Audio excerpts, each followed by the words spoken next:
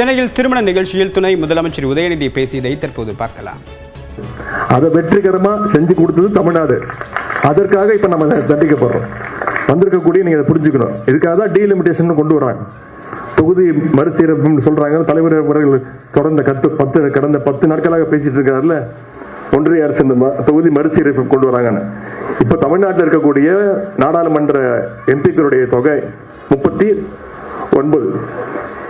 இந்த டீலிமிட்டேஷன் மட்டும் வந்துருச்சுன்னா 8 தொகுதி கம்மியாகி 31 தொகுதி ஆயிடும். தமிழ்நாட்டுடைய மக்கள் தொகை 7 கோடி. ஆனா இந்த குடும்ப கட்டுப்பாடு சரியா பண்ணாத, சரியான மக்கள்கிட்ட சரியா விழிப்புணர்வு ஏற்படுத்தாத மாநிலங்கள் இதனால பெனிஃபிட் அடைய போறாங்க. வட மாநிலங்கள்லாம் 100 தொகுதி வரைக்கும் இதனால பெறப்போகுது.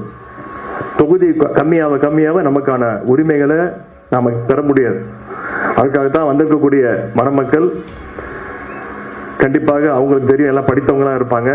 நிச்சயம் அவங்களுக்கு ஒரே ஒரு வேண்டுகோள், பிறக்க போகிற குழந்தை ஆணாக இருந்தாலும் சரி, பெண்ணாக இருந்தாலும் சரி, ஒரே ஒரு வேண்டுகோள், அழகான ஒரு தமிழ் பெயரை வைங்க.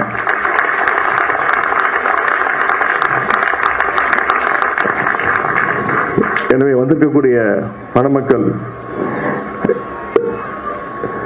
இருவரும் தந்தை பெரியாரும் பகுத்தறிவும் போல, பேரறிஞர் அண்ணாவும் தமிழ்நாடும் போல, முத்தமிழர் கலைஞரும் தமிழும் போல, நம்முடைய தலைவரும் உழைப்பும் போல இருவரும் ஒன்றாக சேர்ந்து பயணிக்க வேண்டும் என்று கேட்டுக்கொண்டு இந்த சிறப்பான வாய்ப்பை அளித்த அண்ணன் சேகர்பாபு அவர்களுக்கு மீண்டும் என்னுடைய நன்றியை தெரிவித்து, எங்கள் சார்பாக மணமக்கள் அனைவரும் பல்லாண்டு வாழ்க வாழ்க என வாழ்த்தி விடைபெறுகின்றேன்.